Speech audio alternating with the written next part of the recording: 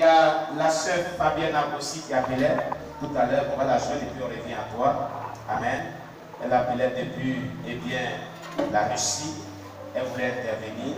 Amen. Et comme l'autre frère est en train d'intervenir, voilà, nous allons la joindre. Amen. Oui, vas-y.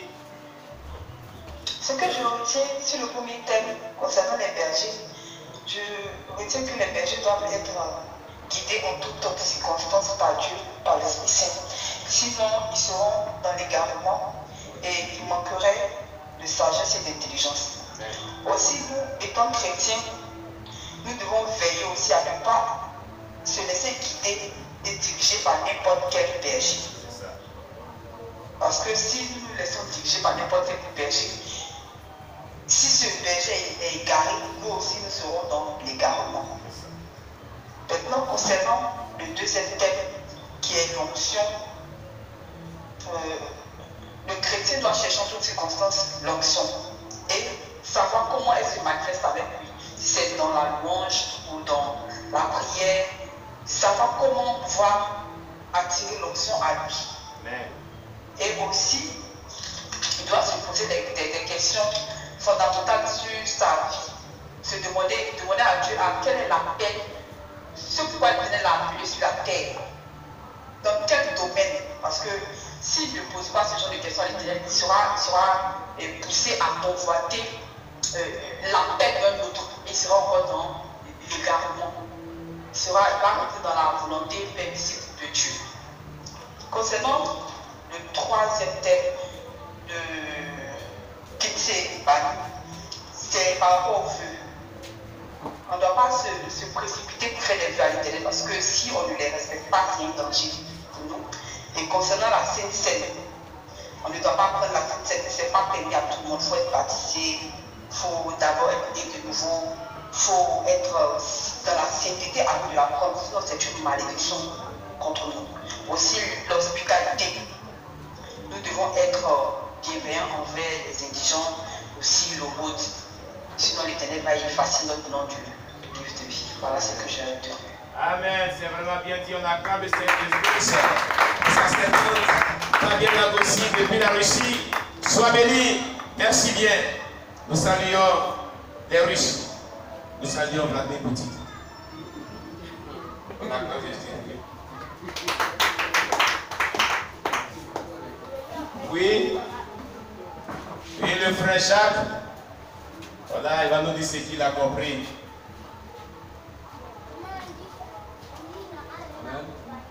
Voilà Jésus. Bon, ce qui est retenu dans ce message, le premier message, est que les âmes sont précieuses devant le Seigneur. Voilà. On a vu que les bergers, Dieu a choisi à conduire le peuple, à augmenter le peuple, à guider le peuple. Ces bergers-là même, eux-mêmes, ils chassent les brebis de l'assemblée. Pourtant, les brebis-là sont précieux aux yeux de l'Éternel. Donc, lorsque tu chasses un brebis de l'Éternel, toi-même tu es déjà égaré. Voilà, c'est le point qui m'a beaucoup touché. Parce que, puisque les âmes sont prises devant le Seigneur, Dieu t'a choisi de conduire le peuple, de conduire les brebis. Et toi, le berger, le pasteur qui les chasse, tu es déjà égaré. Alors, Dieu t'a choisi pour que tu les guides, pour que tu les orientes, pour que tu les enseignes. Mais toi-même, tu les mets au dehors. Comment les tribus, est-ce qu'eux-mêmes ils peuvent être guidés par eux-mêmes? Donc c'est le côté qui m'a beaucoup touché. Parce que Dieu, les tribus sont précieux aux yeux de l'Éternel. Amen. On acclame le Seigneur Jésus-Christ. Voilà Jésus. Voilà les pasteurs qui chassent les brebis. C'est pas bon. Amen. Quand on est pasteur, on ne doit pas chasser les brebis. On doit vraiment les encadrer. Et on doit les maintenir dans la présence du Seigneur. Amen. Il ne faudrait pas les chasser. Alléluia. Oui, qui d'autre encore? Oui, le frère Gédéon. Que le nom de l'Éternel soit béni. Amen. Vraiment par rapport au premier message. Oui. il faut dire que les brebis sont une richesse devant l'Éternel. Et chaque personne qui est appelée, étant pasteur, étant appelé, étant celui-là même qui est un disciple, est censé veiller sur ses brebis. Hier, lorsque j'ai été à Propapa, j'ai vu que ceux de là-bas, voyant la puissance de Dieu, ont commencé à demander à leurs enfants de ne pas venir à l'enseignement. Je sais de quoi je parle. Amen. Hier même, lorsqu'on était à l'étude, il y a une maman qui est venue dire catégoriquement à son enfant d'aller jouer ballon. Et l'enfant lui a dit qu'il est venu à l'enseignement. Il dit, mais tu t'es habillé pour aller jouer ballon. L'enfant a dit, je suis à l'enseignement, je ne vais pas partir. Alléluia! Voilà les actes concrets. Et j'ai dit à ses enfants, aujourd'hui, c'est vrai, je ne comprends pas Bébé. Mais depuis qu'on a été une deuxième fois à Gagnoa, il y a des bébés qui sont en train de se passer ici, vous disant de ne pas vraiment suivre l'enseignement. Et j'ai demandé à ses enfants comment vous trouvez l'enseignement. Ils ont dit très bon parce qu'on voit la vérité biblique et ce que tu nous enseignes là vraiment nous édifie. Amen.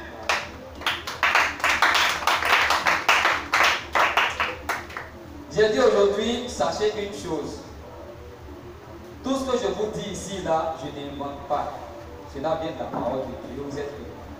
Mais ces parents qui sont en train de vous pousser veulent que vous sortiez de la voie de Dieu pour vous atteindre. Sachez que ces parents-là ne pourront rien contre la colère de Dieu. Pour les sorciers, regardez un peu comment est-ce que beaucoup de personnes meurent dans ce village.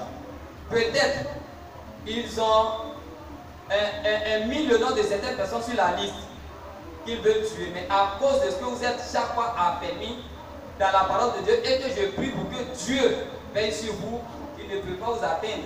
Mais ne suivez pas vraiment leurs conseils. Et j'ai donné le témoignage d'une personne qui était avec moi lorsque je commençais. Cette personne vraiment était avec moi, mais ses parents l'ont tellement appelé qu'il est allé au village. Lorsqu'il est allé au village, on l'a atteint, puis il est mort. J'ai donné son témoignage. J'ai dit pour qu'on puisse l'éloigner de la voie de Dieu, ils l'ont appelé bien, il est allé au village et c'est ainsi qu'ils l'ont eu. Donc que cela ne soit pas votre cas parce que vous êtes précieux. Vous êtes précieux. Si vous voyez que chaque fois je me déplace pour venir, c'est parce que je vous aime et c'est parce que Dieu vous aime. Amen. Sinon j'ai des activités à faire, mais chaque fois, quand l'heure arrive, je viens. Imaginez si je vous donnais rendez-vous à Gagnoa et vous venez puis je ne vous présente pas. Disent qu'ils seront frustrés, mais c'est ce que d'autres font parce que avant qu'on ne commence l'enseignement, on est allé chercher certaines personnes au terrain qui ont refusé de venir. Donc pour dire quoi, j'ai dit à ces enfants que vraiment je vous porte dans mon cœur. J'ai prié à ces enfants que l'enseignement que vous avez reçu, la parole de Dieu que vous avez reçue soit dans votre cœur une bonne terre. Et que demain, s'il y a lieu qu'on vous marie, qu'on vienne vous dire que si c'est telle soeur, elle est vraiment en Jésus. Parce qu'on marie aussi par témoignage. J'ai vraiment confié ces enfants de la main de Dieu parce que dans les jours à venir, comme 4 iront en congé et qu'il sera une seule personne qui doit rester. J'ai dit à cette seule âme-là que si tu veux faire le culte avec nous, vraiment te préparer. On peut toujours t'envoyer du transport pour que tu viennes faire le culte avec nous, malgré que tu es seul. Si on l'a fait pour celui de Koto, c'est pas, on peut le faire pour toi. Pour démontrer que Dieu aime ses enfants. Et que les brebis appartiennent à Jésus-Christ. On doit vraiment les aimer comme le texte a dit que Jésus les prenait dans ses bras. Amen. Amen. Et vraiment de l'autre côté, il faut dire aussi que certains enfants de Dieu là, certaines brebis, ce n'est pas le pasteur qui les chasse. Ce n'est pas le pasteur qui les chasse. Moi, je suis sorti de l'église baptiste, on ne m'a pas chassé. Ce sont les actes que j'ai posés qui m'ont fait sortir. Amen. Personne ne m'a chassé. Parce que je voyais que, étant donné que j'étais un responsable, d'autres vraiment de mon physique, à cause de ce que j'étais libéral, trouvaient que j'étais un modèle. Mais en réalité, Dieu qui me connaissait, que je connaissais aussi, je savais que les actes vis-à-vis que je posais envers lui n'étaient pas dignes et que si je restais dans l'apparence, que mon chemin allait se trouver à l'enfer. C'est pourquoi est-ce que j'ai jugé bon de partir. Il y a d'autres même qui sont partis catégoriquement à cause de la vérité qu'on leur donnait. Donc il y a aussi deux cas. Amen. Il y a aussi deux cas.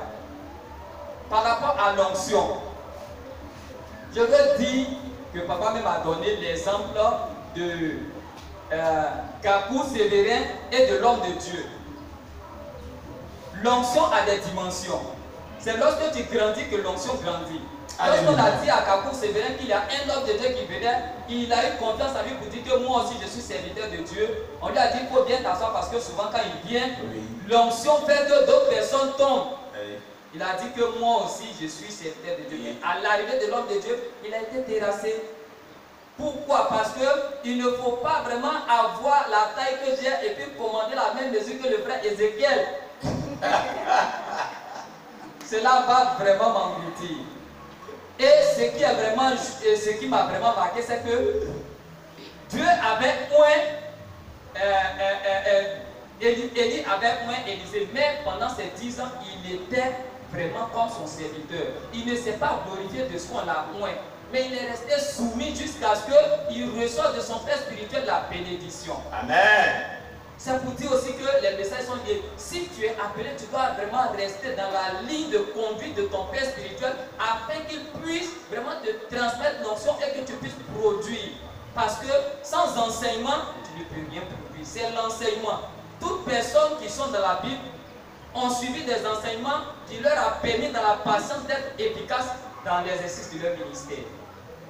Vraiment, je prie Dieu aujourd'hui, en ce jour vraiment d'alliance, que Dieu le rende vraiment impatient, vraiment effacé afin qu'il puisse l'utiliser. Et que l'orgueil ou la rébellion ne puisse pas m'emmener à éviter la volonté, à éviter la voie de Dieu. Puisque j'ai fait assez de dégâts, je ne peux plus continuer. Je veux que Dieu me rende patient. Alléluia.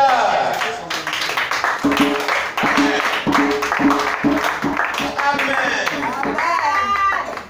À propos des vœux, à propos du troisième message, pour les vœux, vraiment, est-ce que le Seigneur vraiment me permette de dire cela?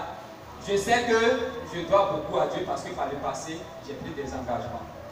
Donc, dans ces temps-ci, j'ai dit dans mon cœur comme ça que si je dois aller en mission, je ne dois plus voir passer mon père spirituel comme il a l'habitude vraiment de nous soutenir, que je dois aller vraiment selon ce que j'ai pour pouvoir exercer, parce que le fait de le faire, parce qu'on n'avait pas les moyens, était vraiment dit, mais si l'homme a la capacité vraiment de faire quelque chose, il faut qu'il le fasse selon vraiment l'amour qu'il a pour le Seigneur. Amen. Selon ce qu'il, pour démontrer l'amour qu'il a, parce que si chaque fois l'homme de Dieu doit toujours donner, c'est comme si je ne fais aucun effort, puisque je dois assez au Seigneur que je n'ai pas eu encore à rembourser. Et que le Seigneur, vraiment, il connaît combien de fois je lui dois, puisse me pardonner en m'investissant vraiment corps, âme et finances dans son œuvre, pour qu'il puisse vraiment effacer tous ces vœux que j'ai pris par le passé. Parce que les vœux n'allaient plus. Alléluia. Sois béni, mon fils. Que Dieu te bénisse. Amen. Amen. Oui. Je voulais dire quelque chose. C'est vrai, je n'ai pas vraiment équilibré les choses. Mais je veux équilibrer les choses. Amen. C'est vrai. En réalité, il y a des pasteurs qui égarent le peuple de Dieu. Qui chassent même des brebis du Seigneur. Mais il y a des brebis qui se chassent eux-mêmes. Des palais rébellion. Des palais égarement. Des palais entêtement. Des palais orgueil. Si ces derniers se chassent, qu'est-ce que ces personnes-là peuvent faire pour nous? Rien.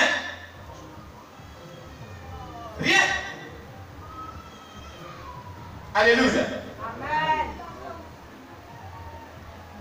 Il y a des pasteurs qui peuvent même prendre des brebis dans les bras comme ça. Et la brebis lui dit, moi il n'en a rien. Il la prend, il la ramène, elle s'en va. Il la prend, à force de tirer jusqu'à un tombe dans un brebis, c'est fini pour elle. Le pasteur a celui qui la chasse.